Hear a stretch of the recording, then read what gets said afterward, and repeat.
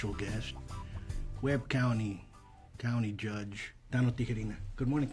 Paul, how you doing, brother? You doing good? Thank you for allowing me to be here today. Thank you. Thank you for coming. Absolutely. Let's touch base. A lot of folks want to find out who Tano is. Okay. We know you're from Laredo, so explain a little bit. Absolutely. I was born right here in Webb County in 1974. I'm 43 years old. I went to, in middle school, I actually went to Victoria, Texas. My dad worked at Coleto Creek Power Plant. He had a back injury there, so he had to, we had to come back home, and he became the teacher that, he studied for. Mm-hmm. So right around when I was about 11 years old, I came back home to Laredo. Went to Memorial Middle School, Lamar Middle School, and then I went to Nixon High School. Graduated in 1992. Very proud of that. Went to play professional baseball for a while. Got married at a very early age, at 20, and so now I've been married 23 years. Congratulations. Thank you. I appreciate that. Very proud to say that. 4 beautiful children. I have a 20-year-old. She's at Incarnate Word at the university, and Cayetano is my second oldest. He's 17. He just turned 17. He's a little taller than I am and bigger than I am now. He's Is he playing ball? He's a junior. No, he has some concussion situations, so he's going to completely out of it. He's just doing the rodeo scene right now, so he's pretty good at it. He wants to be a world champion one day. Yeah, he will. So absolutely. So then I have my 2 younger ones, my adopted Guatemaltecos, and they're in 7th grade. Play football and golf. Good, awesome.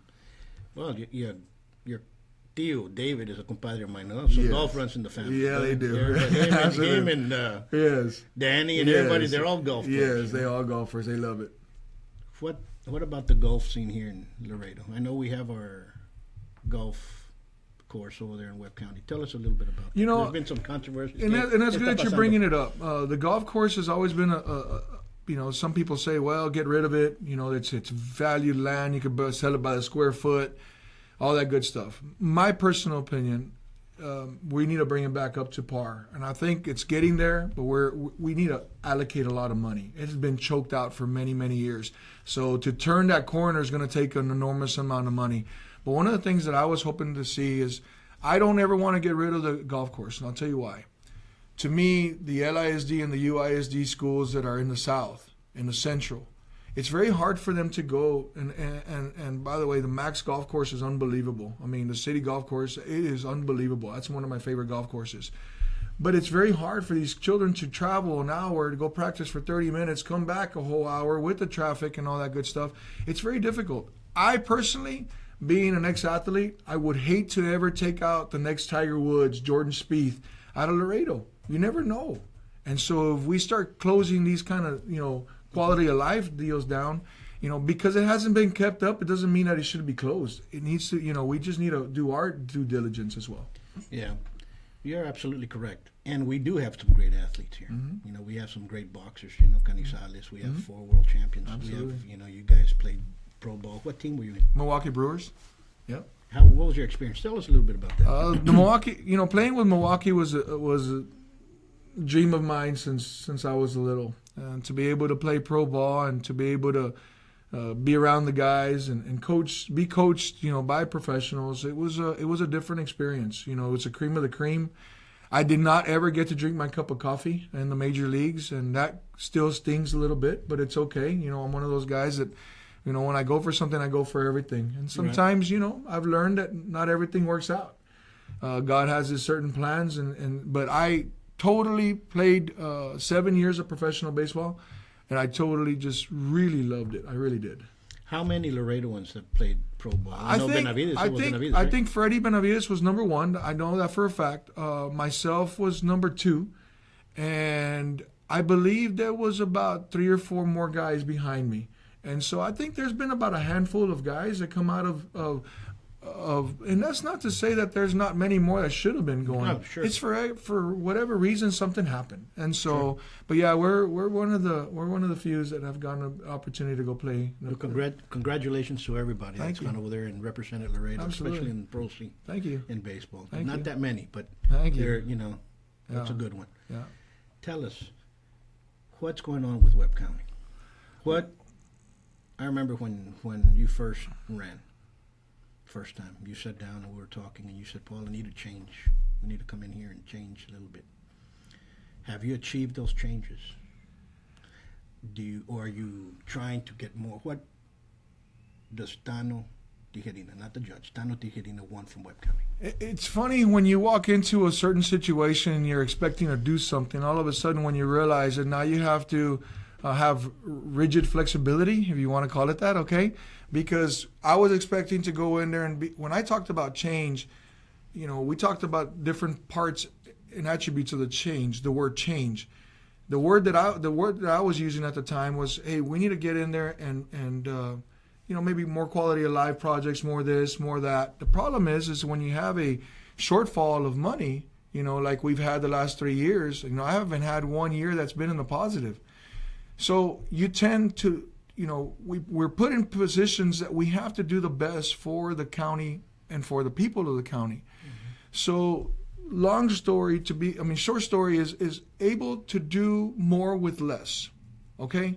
What we've done with Webb County is, and I'm very proud to say this, we have a commissioner's court that says no right now.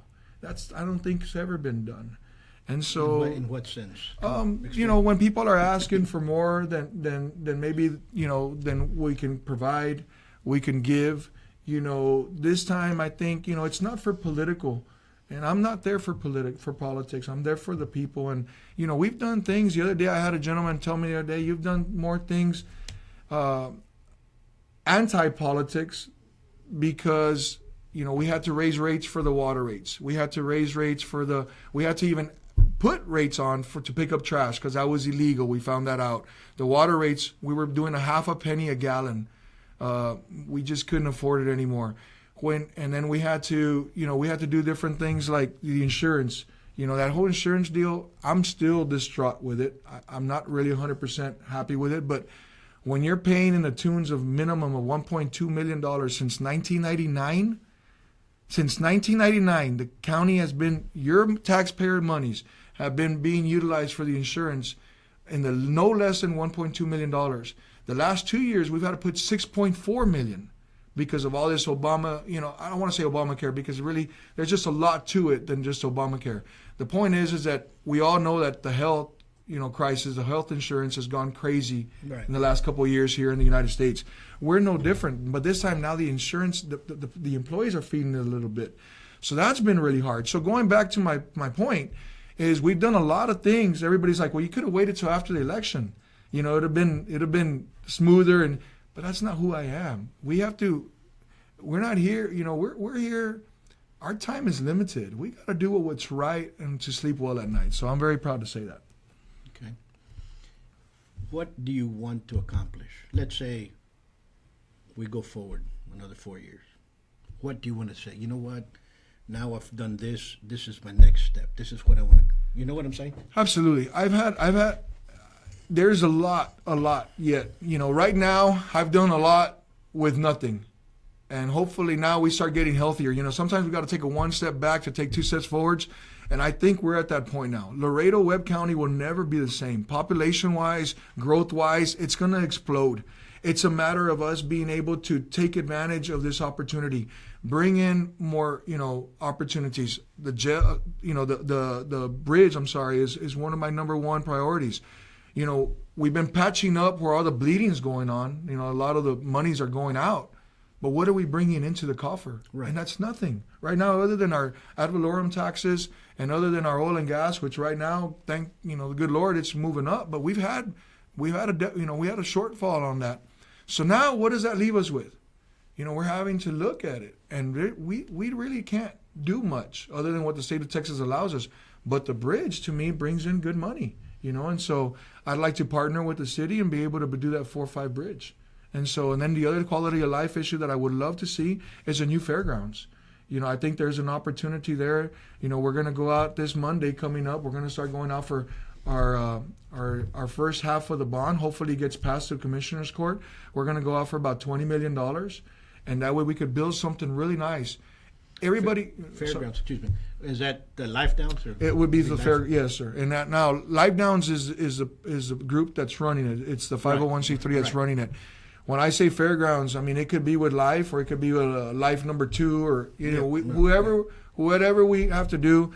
It's not just 59. We've gotten some other 152 acres donated with us over there in Cuatro Vientos in the south. So we have different places now that we have an opportunity to do this fairgrounds. It doesn't have to be 59. But one of the things is we need to provide that. There's a lot of jalapeno festivals. There's a lot of different things that go on. And what is really there to do? I think that there's an opportunity there to build something really nice. Like any municipality, it's a corporation. You have to bring in money. Mm-hmm. And you're just telling us that besides taxes, there's nothing else that's coming in. No.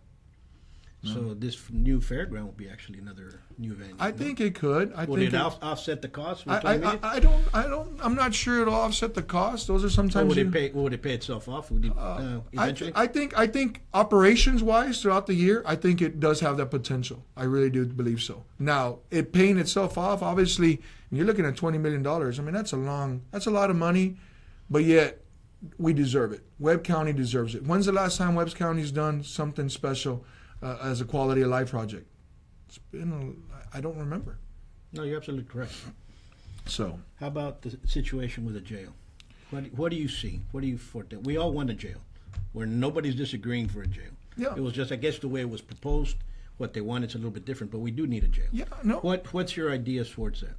I think personally, I voted for the jail, and the reason why I voted for the jail is because I think we need it. I see the security and the safety of our employees there, our jailers. This old jail has already served its time, served its purpose. Right now we're spending, on a little lock. We have to get it forged and we have to get it made. We're looking at about $25,000, $30,000 for some of these gates, some of these locks and these gates. I've been in there quite enough now to understand that we're needing that new jail. Now, the price tag of the jail, I thought was really, really outrageous. I really, I even made the comment a couple of times that we probably could have bought a condo for each inmate in at the beach, but that's unfortunate. That's what it's going for right now. And I think it's going to be like that UISD bond. I think what's going to happen is that, you miss that window of time, so you go 7 years later and spend almost $150 million more. That's what I'm scared to see, because I know whether in 5 or 10 years that we do go out for another referendum and the people hopefully, vote for it, I don't think it'll be $125 million. Yeah. What happened we had another jail, that we sold off to, was it CCA or was it GEO? Which one was the one that was the counties and it sold it? I believe that one was GEO once upon a time. I think that was the early 90s, if I'm not mistaken. Okay. I believe so. Yes. Couldn't we buy that back? I think there's an opportunity to see what we can do with it. And right now, this is a time that we're going to start looking for options. Absolutely. I will not say no. That's on the table. Yes. Because if the capacity's there and if we can run it, we have the manpower. Absolutely. That's another option. That's another option. Absolutely. Right now, I think the sheriff is taking it really well. To be honest with you, I think he said, "Hey, these people spoke. Now we just got to keep working and doing what we have to do. And we're in the same boat. We feel as Commissioner's Court, whatever the people said, that's why we gave them that opportunity to vote for it. We didn't shove it down their throat and said, now you're going to pay $125 million for something, obviously, that they didn't want. So that was the opportunity, and I'm really proud of the Commissioner's Court for doing that. And, and during that election, I saw a different voter come out, and I think you and I were talking about that before. It's a silent voter that's not out there. It's not like before. Not like before you used to see people going after a bumper sticker or a carne asada, and that was the end of the story. Everybody was, what I'm saying? It was a fair division 10 years ago, 15 years ago. Right. Either you were with the sheriff or you were with the judge. Mm-hmm. And that was the end of the story. Right. And you better stay one or the other. Now you're getting people that are coming back to Laredo. They've been educated. They're working, paying off student loans. Some of them fought for our freedoms overseas, and they're coming back and they're saying, wait a minute. I'm not going to vote for you because of who you're allied to politically. I'm voting for you because of the person. What are you looking at now with that voter? I haven't been in the arena as long as some of our elected officials have. Sure. 25, 30 years, 20 years, 15 years. This is my third election. I lost the first one in 2010. 2014 we won, and God willing we'll win this one too. One of the things that I even see the big difference even from 8 years ago, from 2010. I've seen already the biggest step forward that we have is, you're correct. People are going to vote for who they want to now. You really can't say, because it is mi primo, mi tío, I te encargo. No, I mean, people are kind of, hey, they're really, really looking into the candidate and what they represent and what they want them to represent. And I understand that, not everybody's going to vote for me for maybe X reason. They don't like the way I smell, they don't like the way I look. They don't like the way I talk. Whatever the case may be, that's fine. But just know that we're here for the right reasons. And I think people are starting to recognize when they go out to vote, they're voting for who they expect, who they want. Yeah, I think that has changed. I see it. We still have the old guys out there running around. But now you're seeing a different little guy out there saying, you know what? No.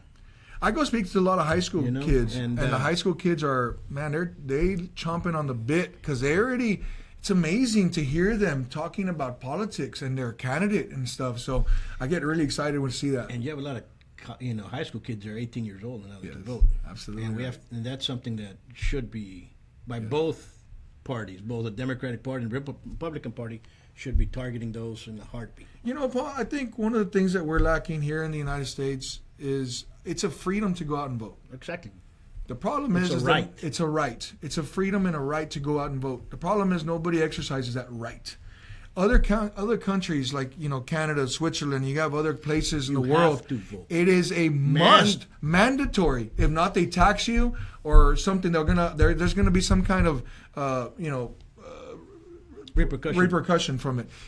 And that's the reason why you have a lot of turnover, because there you actually, even more so than what we were just talking about, a lot of people are going to go vote for the right person for the job, and it goes on and on. That is one thing that I wish the United States would do. Make it mandatory? I don't know about making it mandatory, but I just, to a certain point, sometimes I do. Yeah, I mean, sometimes you have to, right? Yeah. Like I'll talk about France and Brazil because that's where I've been at more. In France, you have to. Mm-hmm. You have to. It's mandatory. You better go vote. Mm-hmm. In Brazil, it's mandatory. You better go vote. So that's why they get over 90%. That's exactly right. And here, how many voters are there in Webb County, more or less? More out of 260,000 population, which we know that there's a lot more, you have 120,000 registered voters. Okay. How many vote? 30? 30,000. So you're looking at 30%. And that's even in the United States.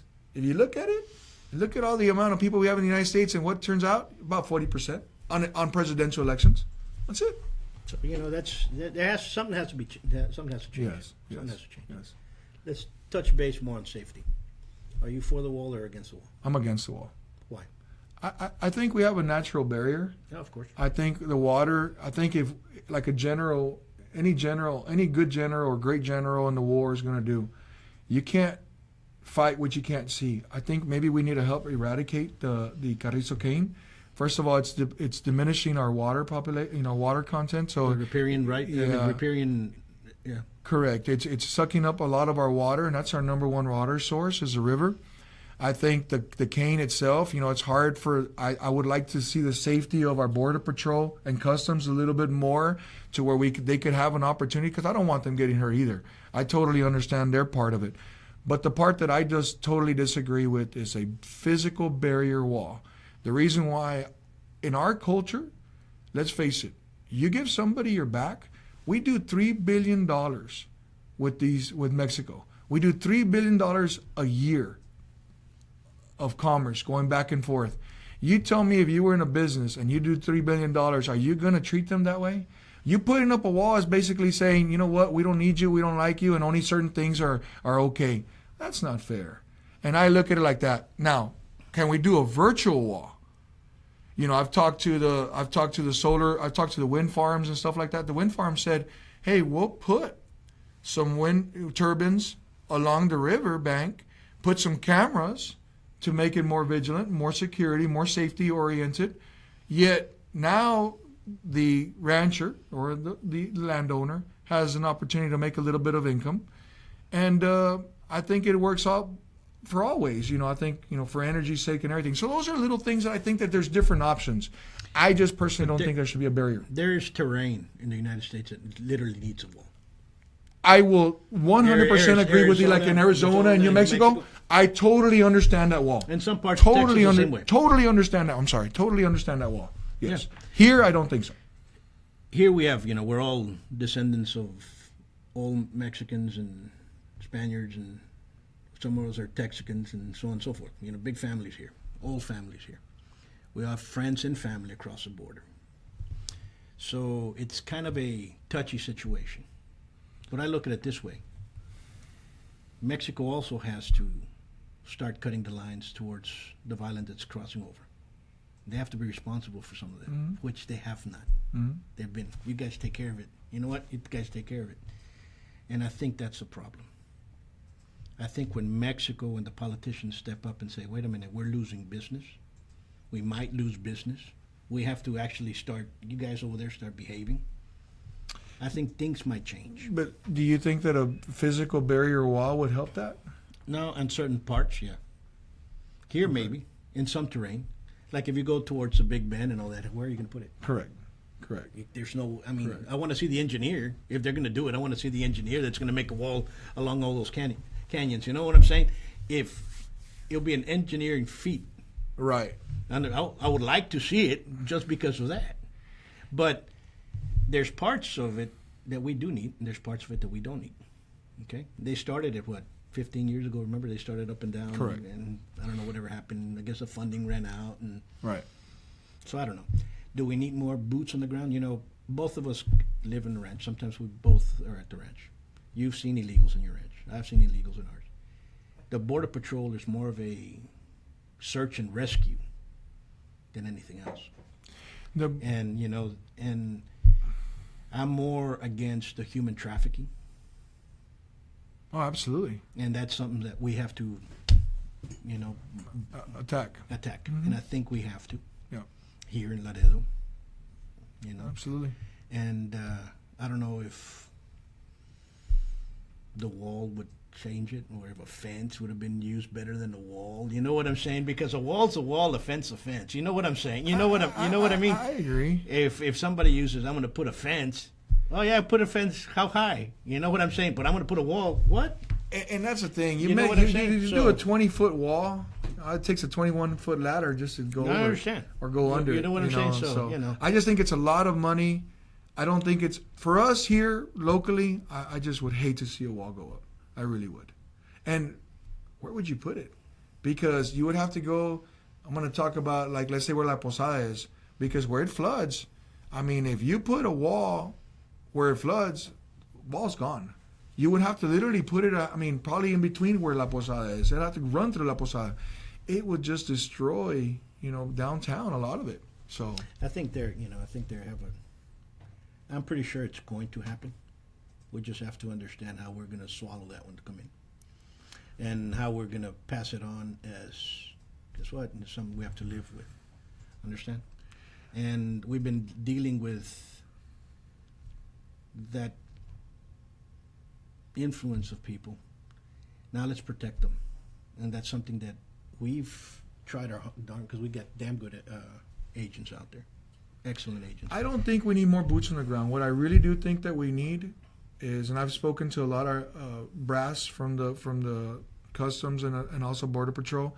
I think what we need is more immigration judges, and that's the reason why I think, because if you really look at it and if you stop and really study it, we're spending millions and billions of dollars protecting in front. The problem is it's a revolving door, and we have an open door in the back.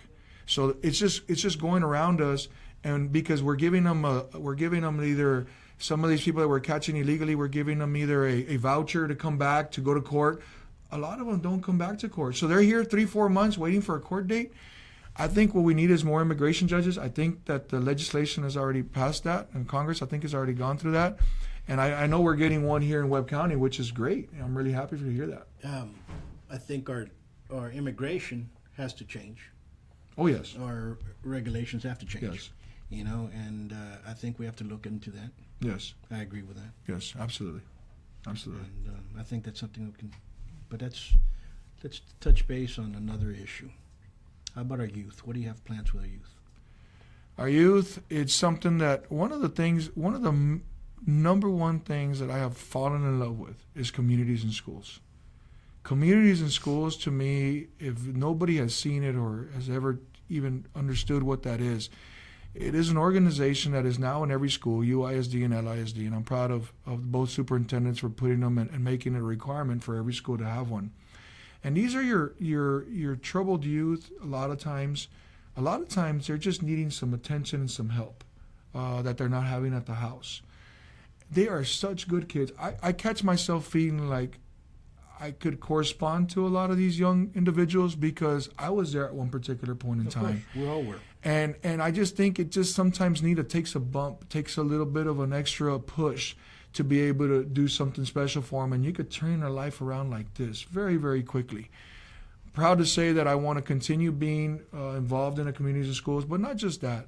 Our teenagers in total, our kids in total, need to have a representation. To me, I'm noticing that this last political year, especially with the presidential debate, people have gotten now where it's okay to be ugly and nasty. And one of the things that I would want to continue showing them is that there's ways to do things, and it doesn't have to be ugly and nasty. And so our kids, there's a lot of opportunities out there to teach them. I know that a lot of people say, well, the teaching comes from the house. Absolutely. I had great parents. You know, I'm hoping that I'm doing the same with my kids. But some of us don't have those kind of qualities of being a good parent. And so we, as a community, have to embrace our kids, get them a higher education. It's very important for them to go into the LCC, TAMIU. I think it's great opportunities for them to go. Because nowadays, I mean, let's face it, you know, graduating from high school, it's just not enough. You know, so I think there's a lot of opportunities there. You know, we're going to keep working with the youth. I love speaking at schools. I think it's just, they're awesome. Yeah, and you've always helped us out with the projects that we do with you. Absolutely. And that's something that we're proud of. And I always say this, besides bowing to our Lord, the most important bow is when you bow down, help a child. Absolutely. And that, more people need to do that. Mm-hmm. Okay? I love when people go out there and say, you know what, I have this talent. I played football. I'm going to go help out the new little league. Right. Okay? Baseball, I'm going to go help the kid that can't. Right. And you start seeing that now. Understand? Mm-hmm. Absolutely. Not all the kids are going to play football. Not all the kids are going to play basketball or baseball. Some of them are going to go boxing or go into what we do. And correct. That's what I've seen. I've been teaching since I was 18. I'm 49, so you can do the math. So I've taught all over the world, kids all over the world. And the best thing is when they smile, they catch that they understand a technique and they're doing it, and they start smiling at you, and you know that light bulb already flickered. Absolutely. And you're like, okay, good. Now we got it. Absolutely. Understand? But what I've seen here is you have a lot of parents that come to the school and they don't have money. I'm like, bring them anyway. Sometimes they get embarrassed. Right. And they don't bring their child. Right. Okay? And then you have others that have the money, and then they don't bring the kid, you know, so the kid doesn't come, and you know what I'm saying? Right. So how I wish, and I'll tell you this, and I've told everybody, how I wish that we can start projecting this. I don't care. I'll go out there and teaching peñitas. We used to do that too. Right. Know? Absolutely. We have wonderful coaches that will go out there and let's touch these kids. Absolutely. Let's go, let's teach them through pugilism how to respect one another. I agree with that 100%. And we have They're to the continue future. doing that, you know. And I'm more for preventing, because let's face it, kid's not good in baseball, not good in band. She's not a cheerleader. So where's she gonna go to? The other little teams that you can call gang, and they're gonna join those little gangs that are running around. Absolutely right. They're gonna be embraced one way or another. So we need to start preventing. I agree with that. And I think instead of us paying absorbent amount for our youth in the court system, I think we should go out there and extend a hand. I agree. And so I think those are good points, man. I'm glad Absolutely. that you're thinking that way. Absolutely. That's what it's all about. Tell us a little bit about what departments you like to see change, or that you've seen change for the better when you came in. In the county? In the county. We've made some new departments. You know, we made our civil division. You know, our civil, it went from our county attorneys underneath us. We have about four attorneys now. I'm really grateful for that move, because almost every director that we have in all our other departments are so grateful, because now they just make a phone call on whatever legal issue they need or have. they automatically get an answer or response really quick. So really proud of them for what they're doing. They really help us out. I mean, every day there's always something legal. We got to make sure that we're checking it out. The other thing that we've done is it's a business office. And the business office, what we noticed with bigger counties is they had a civil division. What we noticed with bigger counties that are growing too is they had a budget office. The budget office is where all your invoices are supposed to go, get checked and processed in a quicker time, because the treasurer's there really just to do one thing. She's gone above and beyond her duties. The auditor is there to do one thing, and that's to audit. The auditor is there to, hey, how much money's in the bank? Is there money in the bank? Which bank account? And is it legal? Those are the 3 questions for the auditor. Anything else above and beyond that is nil.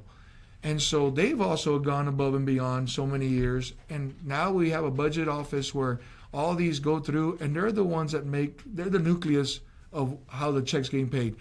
We've had a major problem for the first 2 years, 2.5 years of an office, of trying to pay bills. And unfortunately, I will say it, now with our new auditor, man, it's been day and night. We've been very, very grateful, and everything is working the way it should. Now with the auditor, having a door open with the business office having that open door with the treasurer, right now we're really, really getting our bills paid, and I'm very proud to say that. And so we've done that. We have also done an environmental department. That environmental department, for many, many years, we have, all these junkyards. Yeah. I think out of all the junkyards, there might have been maybe 1 in compliance. All the rest have not. But there's never been any action, and all because of truly political reasons. I mean, I'm going to just be very blunt about it. It always has, because you get into a situation, I know so-and-so in the court, and he's going to... So it's always kind of just been thrown to the wayside. And now that we have it, it's much needed. You have sewer systems out there in the county that don't have septic tanks. It's just going through a lake, all the sewer. There's a lot of stuff that shouldn't be, that's deadly to our environment. The sewer not being really one of them, because it grows grass. I understand that, and goes, it's green. But there's a lot of other stuff that can hurt our environment, our water quality, our source. So it's something that we're definitely, really proud that we did this, and eventually the gaming, which are the maquinitas. State of Texas gives us an opportunity to make some money, $1,000 per establishment. Here before long, we're going to have to get everything situated. We're not there yet, but we'll get everything situated to where we start charging $1,000. We're charging right now, but it was at $300, and we're not making sure. $1,000 for what? Per establishment. Oh, okay. So, like the city of Laredo is very different. The city of Laredo, I think, charges X amount of money per machine in an establishment. The state of Texas only allows us to build per establishment. So if it's 1 room, 2 rooms, 3 buildings, then you can start charging. But other than that, we can't. So we're going to do a gaming. Would you like the maquinitas, the gambling machine? Maquinitas are the little gambling machines that are out there, the little, I guess that's what you call them, right? Yes, the maquinitas. And the 8-liners. 8-liners. And what happens is, would you like that more regulated by the state? I think so. If the state would say, let's go and make gambling legal. Well, I think we need it, no? I think the state, to a certain point, is kind of, we already have gambling. You have the scratch off, you have all this other stuff. What's the difference between maquinitas now? I think it's a political football that hasn't been really actually, dissected. I think it needs to be dissected and regulated. And if it's regulated, do it correctly. Correct. And I think it'll bring tourism to a lot more areas. Huh? That's the way I look at it. I think people go to Las Vegas for what Las Vegas is. Mm-hmm. But yet they don't. They all go to Las Vegas. They all go to Reno. And then when they come home, they say that's wrong. You know what I'm saying? It's a double standard. You know what I'm saying? So you're like, hey, wait a minute. Let's just have it here. That's the way I am. I hear you. And anything else? You tell me. I'm open to any questions you have. Anything, any questions. I'm pretty straightforward. So let's look at the appointments. I've seen a lot of people go negative towards the appointments that have been going on. What's going on with the appointments? I'm sorry. The appointing of individuals to certain departments and judges and so on and so forth. What's going on with it? The appointments that I recall, Danny Dominguez was our first appointment, and I think he's been doing an incredible job over there in the South. I'm really proud of him. He actually was called me the other day and told me that it's kind of like Texas Association of Judges. They've asked him to actually teach the class. The first time a JP's ever done that here in Webb County. So, feather in our hat, and I think he's showed everybody that was a great appointment, and we're really excited for that. The next appointment, if I'm not mistaken, was who? Ms. Norma Faribault? Or no, we did, who else did we appoint? Oh, Judge Victor Villarreal. With Judge Victor Villarreal, another guy that's done an incredible job. I think, it's a very tough situation when you have very qualified applicants in front of you. People, I remember hearing some of the murmurs before we did that application, before we did that appointment. People were already guessing who he was because of political ties. And all of a sudden when we threw Victor Villarreal, it was like, well, who is he and where did he come from? And so I think we looked at it correctly. I think he's doing an incredible job. I think, do you remember, do you remember the percentages of all the other ones who got hired, who was more qualified? I guess they were all qualified because they were all attorneys. The last, well, not all of them. Really? No, not all of them. We gave, I think that particular appointment had 6 people that were our finalists, and we picked them from there. And I don't remember what the scoring was per each one. I know there was, but I just don't remember exactly what it was.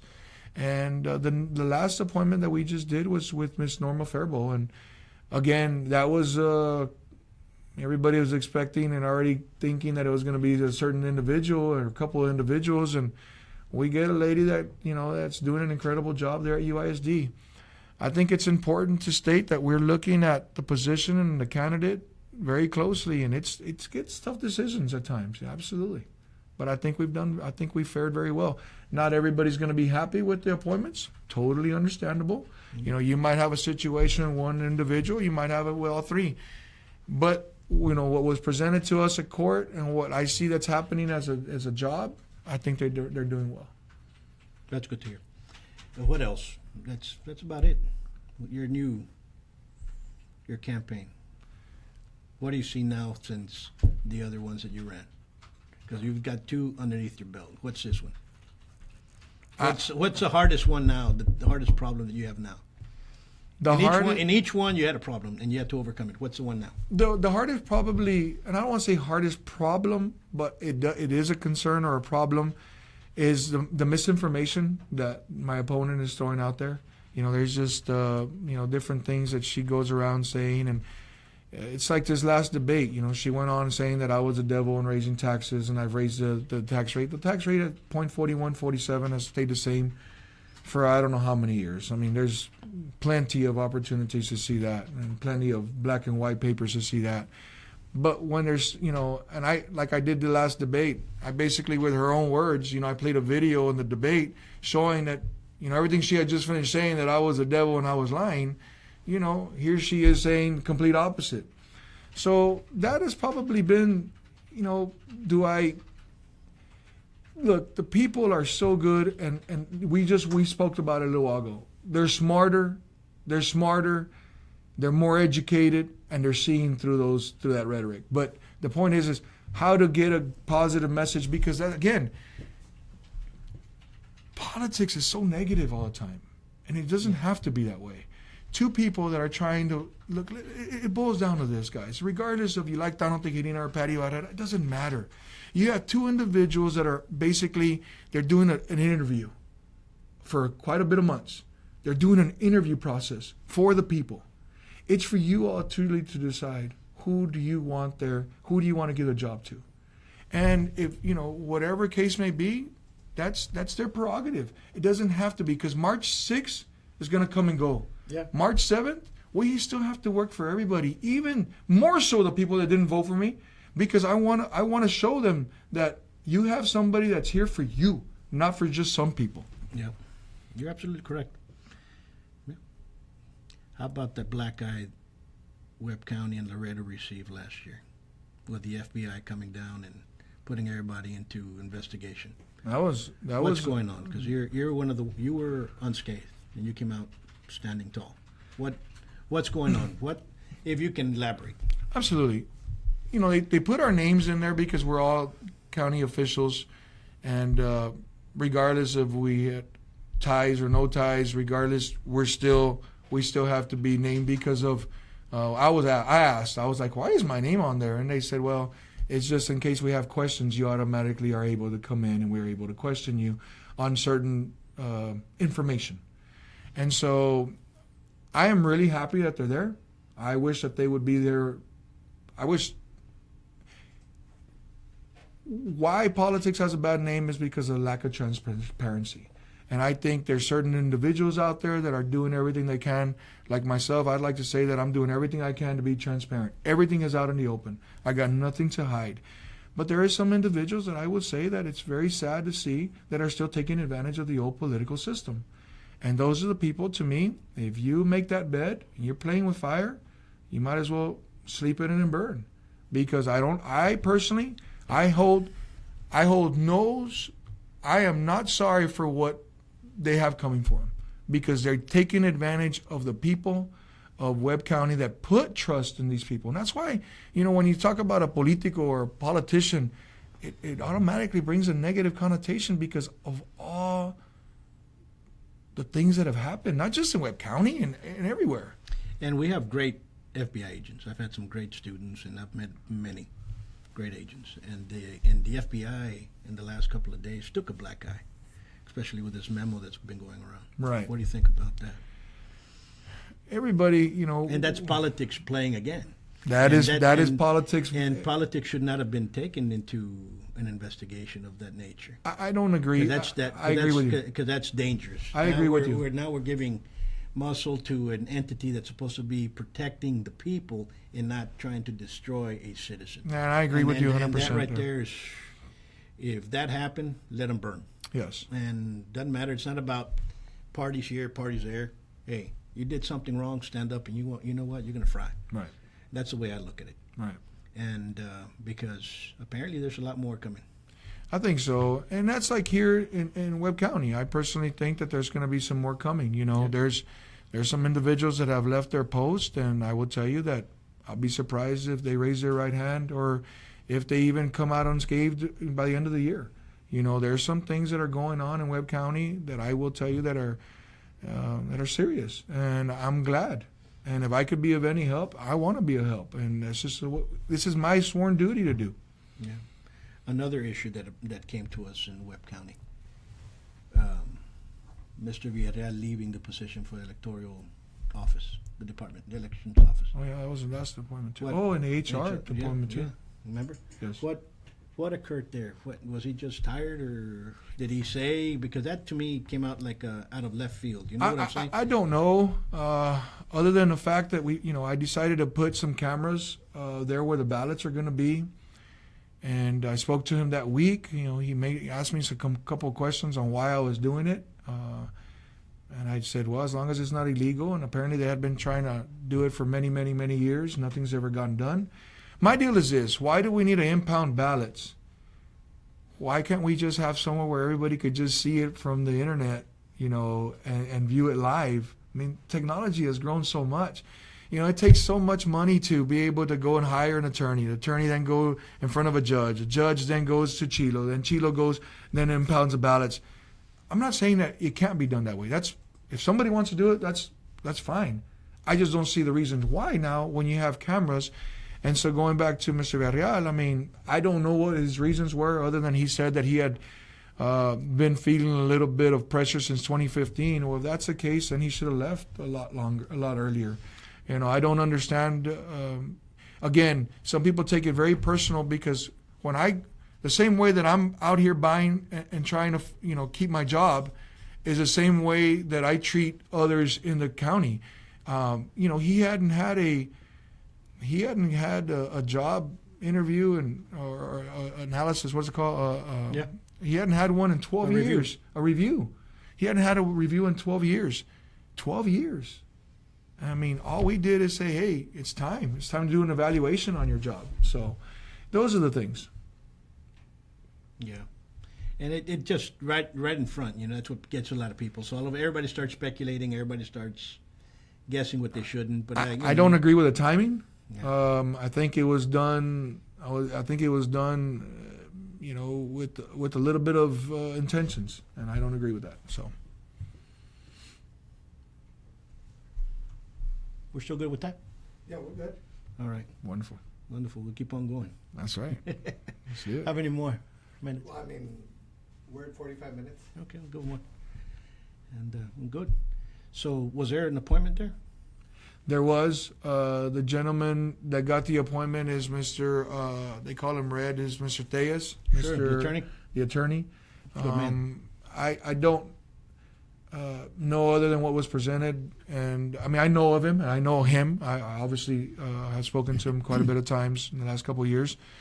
But to say that, you know, it was just something that came up, and people are saying that he's a good guy. And I've had some other ones that say that they don't like him. So it just depends. Hopefully he could continue the process and make it as open and transparent as possible. Would there be a look for another? Is he interim or is he? He's interim. He's interim. So everybody, you know, I think there will be a time where we'll make him a full time if he wants it. I don't know if he's going to want to do it because of the pay. It's not really there. Or we might have to go out for somebody else. It just depends on him. And I don't know. Since I'm the Elections Commission chair, I don't know whether to do it after this election or just wait till after November and follow up next year, because he's barely going to get comfortable with the process in March, and then we're going to take it away and give it to somebody else. It kind of doesn't make sense. So I'm kind of in limbo with that. I'm right now leaning towards just keeping them until November. Explain the chair, because you said chair. Is there a board? Oh, yes. I'm sorry. Yeah, there's an election commission board, and that's the county judge is the chair. Okay. Then you have your two. Democratic and Republican Party, and then you have the county clerk, and then you have the tax assessor. Those are the ones that make up your election commission. And the way it works is we could hire with no problem. If we want to fire, and I'll give you an example, with Mr. Oscar Real, I made a motion to let him go a couple years back. It failed because it was only 3 to 5. At that particular board, it takes 4 out of 5. Sure. And when you get the 4 votes, then it's just a recommendation to Commissioner's Court. And then Commissioner's Court now has to follow up and either fire or hire. And they have the ultimate authority. But before that, we have an opportunity to hire as an election commission. So that's kind of what we did. So that kind of gives you a little bit of an idea of what it's about. You also said that HR had another appointment. What happened in HR? HR, yeah, we had our director. She resigned a while back, I believe about a year ago. And we ended up having an interim for a while. Sure. And then we just hired Mr. Guajardo there for that position. Mm-hmm. That's awesome. Okay. Yeah. Moving forward. Well, we have to, you know, I'll tell you right now, with a $97 million budget this year and with $71 million in payroll, did you just take a gulp or what? No, I know. I'm saying, yeah, it's a huge $71 million with $97 million. I mean, that's the situation that, you know, we have to. And then with our self-funding of our insurance, you know, you're looking at $18 million. This year they actually told us $21 million. So we have to come out of pocket with that. People don't realize that. And with only $18 million in the bank account, you know, we had to put in $12 million into the water plant. These are the juggling acts that a county judge has to maneuver and master to a certain point, because politics can rear its head any time. But if you're doing it for political reasons, this is the reason why we're in this situation, because of political reasons. And it's time for a leader to come out there and do what's right and for the people. It's not always the most popular thing to do, by no means. There's going to be some things that you are 100%, let's say, on board with Tano Tijerina, but there are going to be some things that you just didn't like my vote or whatever reason, but it's sometimes it's the right thing to do. Let's look at the land, the educational for the water, the Webb County land. How come that has never been, or has it been used or not used for the school the school lands? The school lands. Absolutely, yeah. The LISD and UISD take advantage of the school lands. We lease it out. for hunting and grazing. But one of the things that I wanted to do, believe it or not, being especially on 59, I wanted to look into, and I'm still looking into, a solar farm. Being that it's so close to the grid there, I think it's a great opportunity to do a solar farm, and that's one of the things that I've been looking into as well. Yeah, because those are lands that money generates to lower Correct. the taxes of our school district. Correct. Is there any water coming out of those? No, not Do we sit necessarily. on aquifers or no? I believe on 59 we don't. I believe over here on North, yes, we do. We do. Mm-hmm. I think it's a Carrizo The aquifer. Yes. Can't we get water from there? And I don't. reset I it don't. back, or I no? don't think it would be sufficient. When you say selling it back to the city of Laredo, Yeah. I don't think we have the volume of water for it. No? No. The secondary water sources that I've looked at is there's some aquifers up in the St. Edwards, all that area, and I've talked to different county judges and different opportunities. But again, it's extremely expensive to pipe it in. But it's a secondary water source. So those are the things I know that the mayor has been looking at as well, and myself. Mm-hmm. How about the desalination plants that they were talking back a couple of years back from Corpus? For Removing water, the salt from seawater and bringing it forth. I think that was. I think it works really well if you're close to close to the water there. But being that you have to pipe it all the way over here, it kind of goes back to it's going to cost you the same amount to bring unclean or clean water, potable or not potable, not potable. Yeah. So that's kind of where it is on that. Righty. One last thing. Tell Webb County here. Well, first of all, Webb County, I just want to thank you so much for giving me this opportunity to being on stage again and going out for your county as your county judge. I've been loving my job, and I hope that you guys have seen what we're trying to do and what we're trying to accomplish. We hold no fuzzy math. We hold no fuzzy news. We do everything out in the open as much as possible. I think it's who we are, who I am. And this county is going to continue moving forward with your blessing. And I ask for your vote March 6th here very quickly. February 20th is early voting. So I ask for your vote to continue moving this county forward, because it's never going to go back. It should never go back to the way it was. We're going to always go forward with it. So thank you, Webb County. Everybody out there, until next time, and gloves off, one thing that we need to do, and we both agreed, is everybody needs to exercise their right to vote. Yes.